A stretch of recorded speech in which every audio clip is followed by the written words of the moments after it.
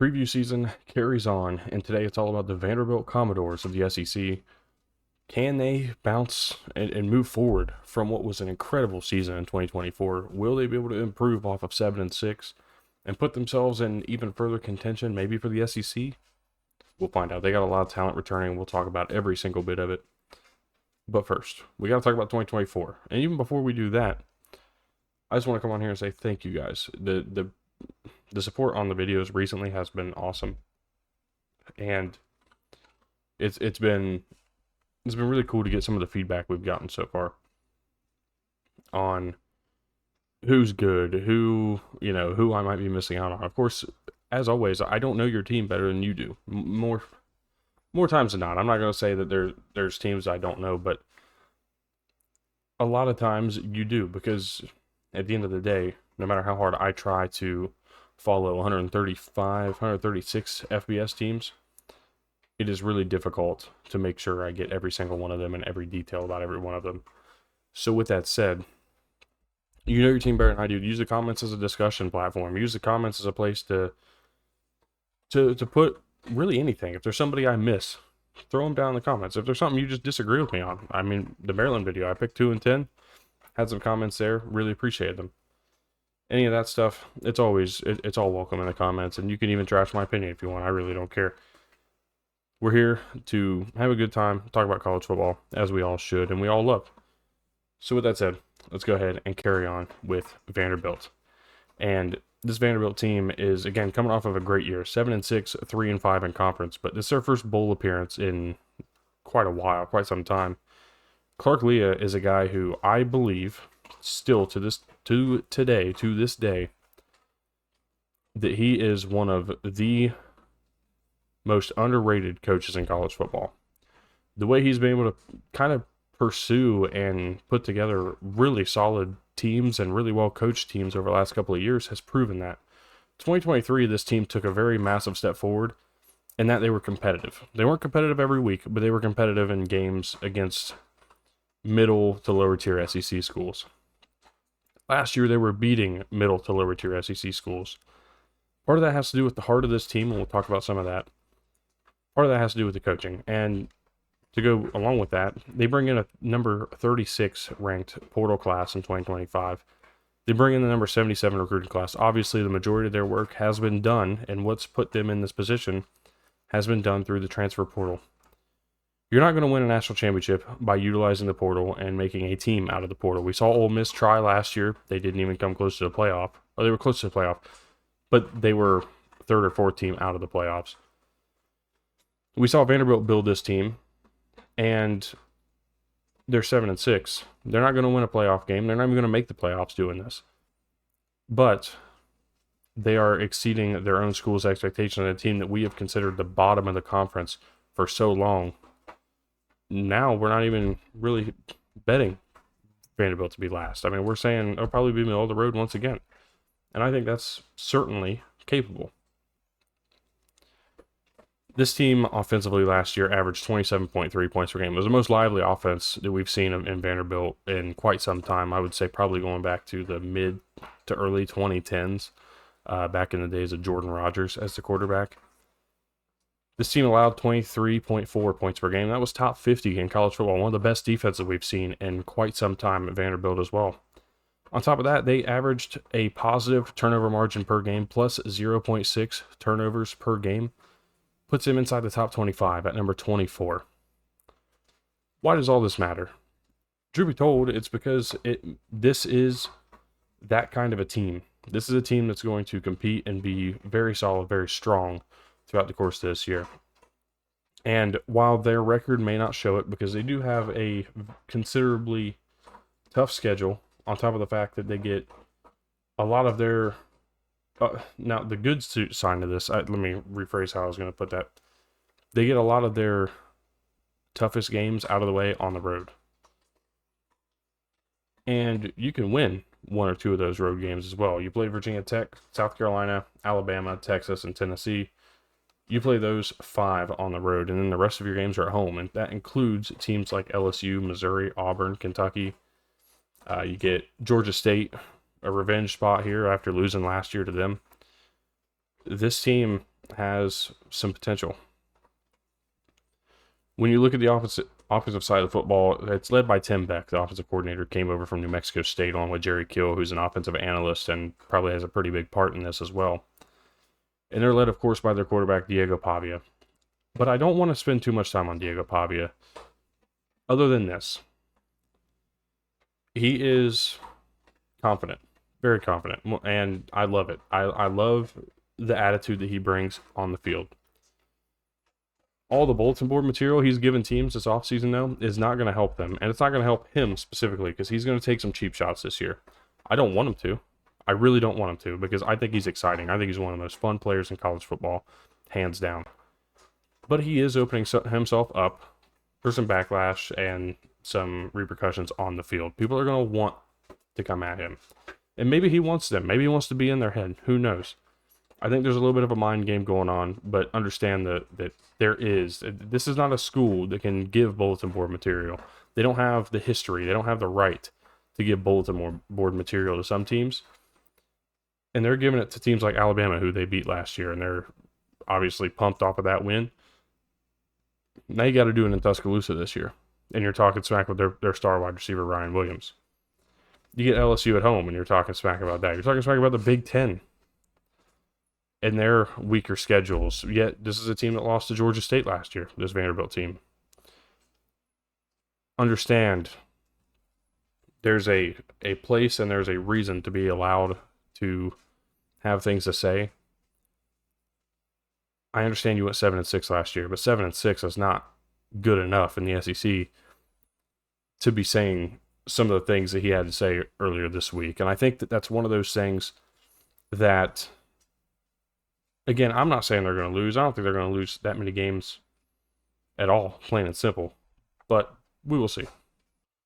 Never fails to get a phone call at the most inopportune time. So we're going to carry forward with this thing. I apologize for the quick cut. Again, I had to stop the recording, sort everything out. But we move on to running back. After we talked about Diego Pavia and what he's going to mean to this team, he is the impact player. He is the star player to this offense and the one that's going to make everything work. But at running back, there's a couple guys that I'm really, really starting to like, and I did like last year, and that was specifically Cedric Alexander. I think is going to be a very, very important player, going to create a lot of opportunities for the offense in the run game. AJ Newberry is going to be another one who's going to step up and play in big situations as well. At wide receiver, you got Junior Sherrill coming back, Richie Hoskins. You got Trent Hudson coming over from Mississippi State. That's going to be an interesting addition to the offense. And then at tight end, you got Eli Stowers, who we talk about star players. He's one of the best tight ends, if not the best tight end in college football. Clearly, this is a recording that will not go uninterrupted. Moving on. Offensive line, 4 out of 5 players this season are going to be transfers in. Jordan White has 11 games last season at Liberty, going to be a big addition. Isaiah Glass is going to be a guy coming back. 12 games last year, 8 starts for Oklahoma State.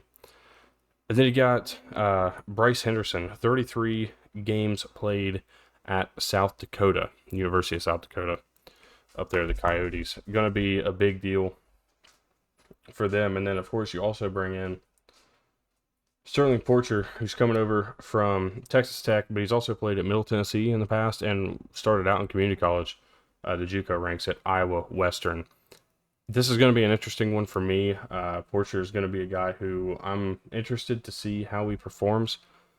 But as always, there's always guys where we talk about third or fourth schools and how that's going to go on. So let's go ahead and talk about the defense. This defense at Vanderbilt is, I think, going to be a lot of fun. This is, of course, led by defensive coordinator Steve Gregory, going to be rolling out a 4-2-5 attack as they did last year. And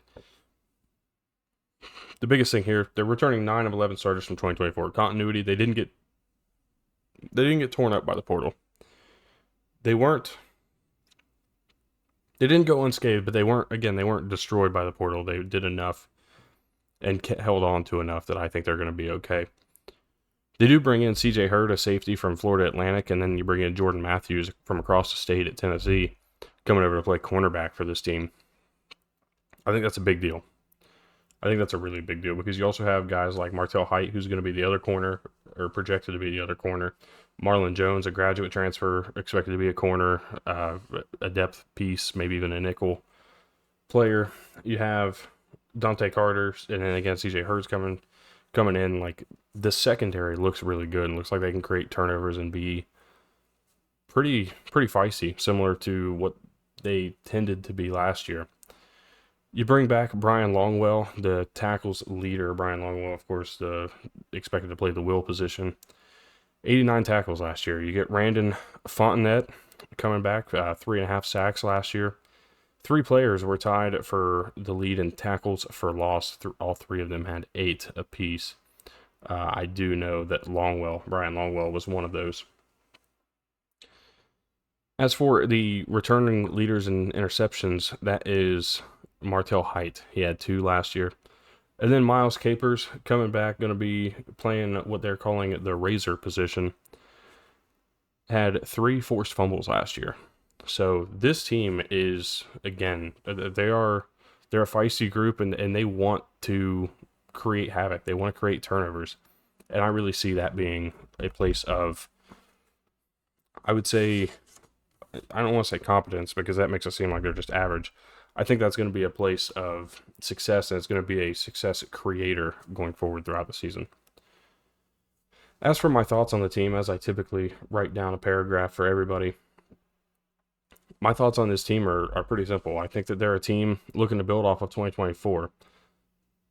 What I do think, though, is that they're starting to be found out a little bit. Their offensive scheme is still tough to defend, but they're a little bit more understood. And it's going to rely on the defense being successful and being wreaking havoc to truly put themselves in a position to improve off of 7-6 and be maybe an 8-9 win team.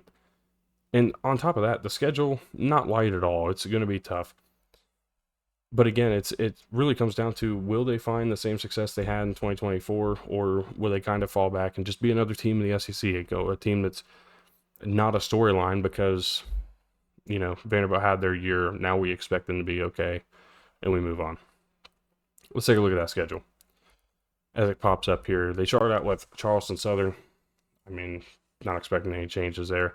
You go on the road to Virginia Tech. That's a team you beat in Nashville last year.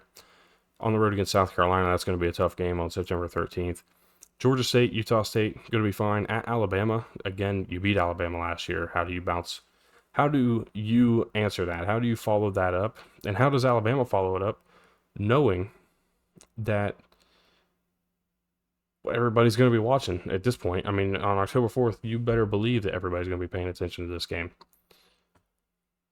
You get a bye week, play LSU, Missouri at both back-to-back at home, Texas on the road, Auburn and Kentucky splitting or sandwiching a bye week, and then you close out with a road game against Tennessee.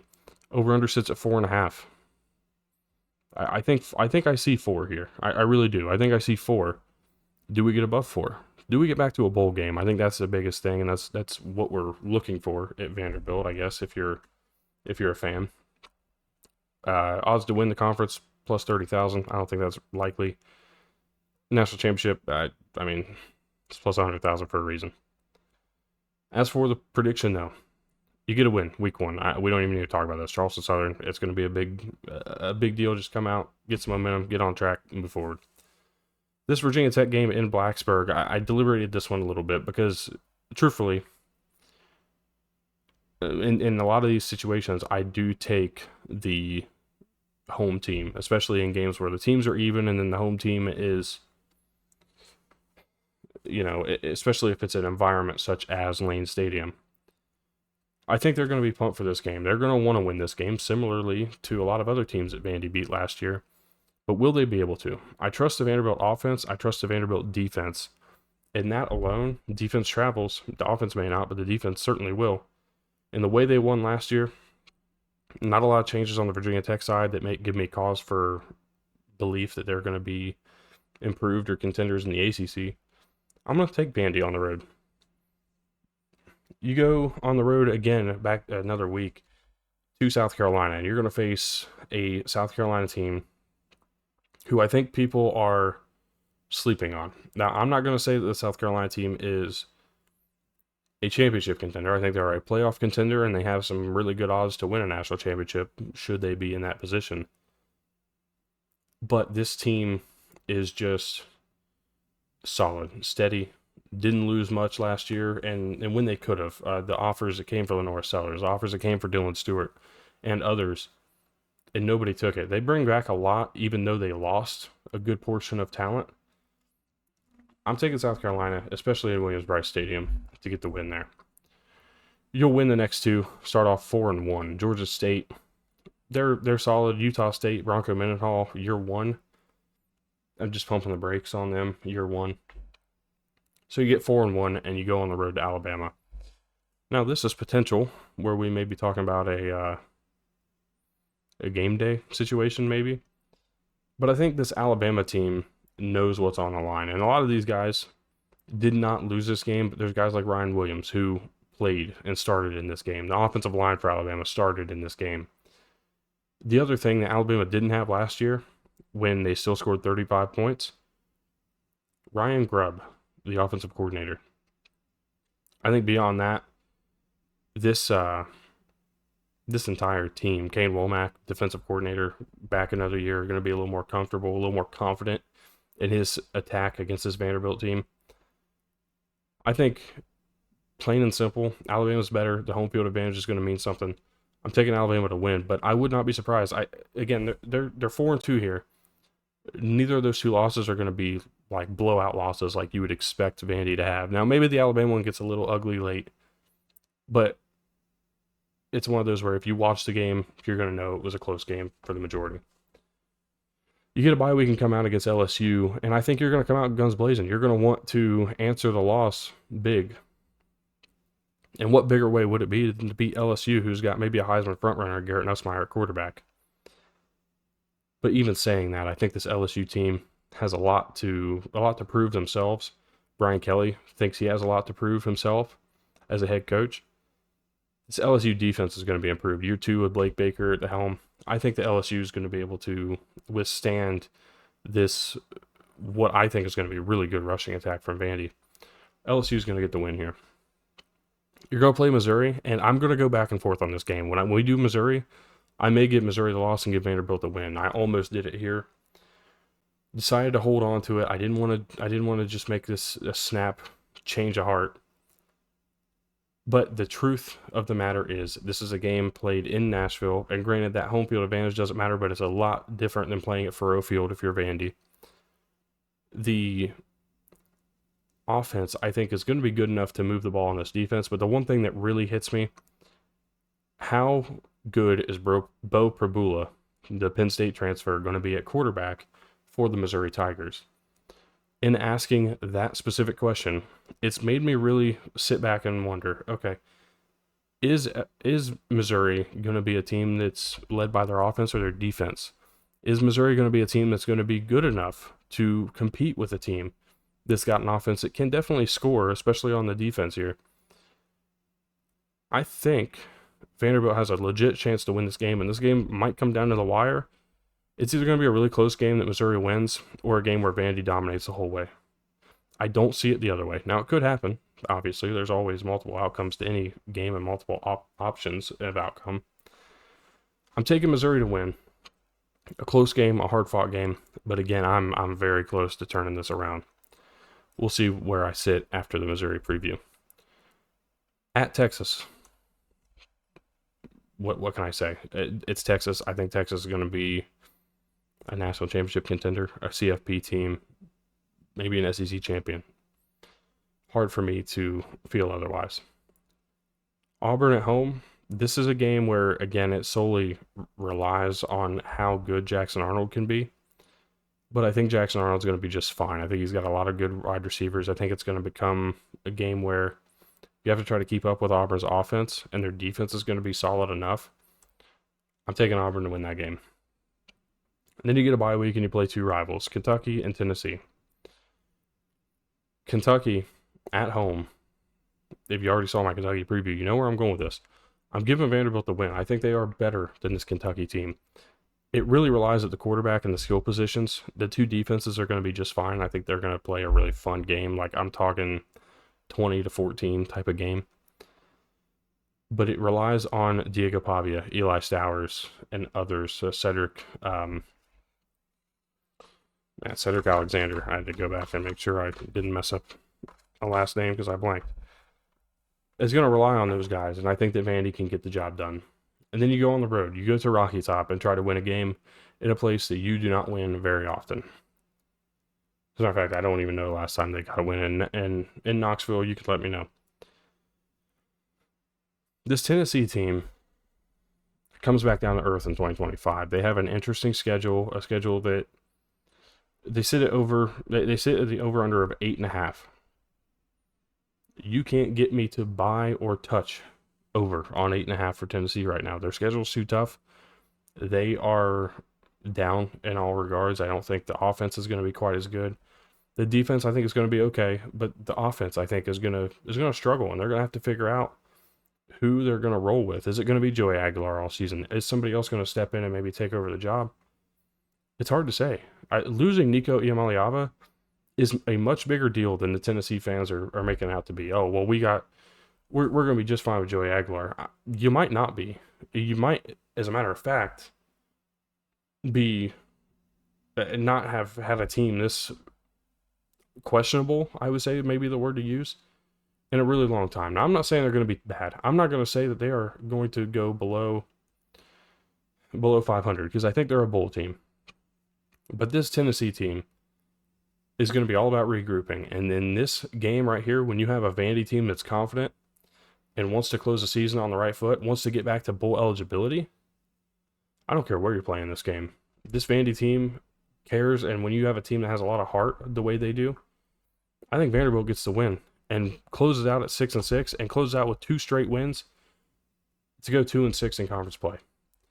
Now, this doesn't look good.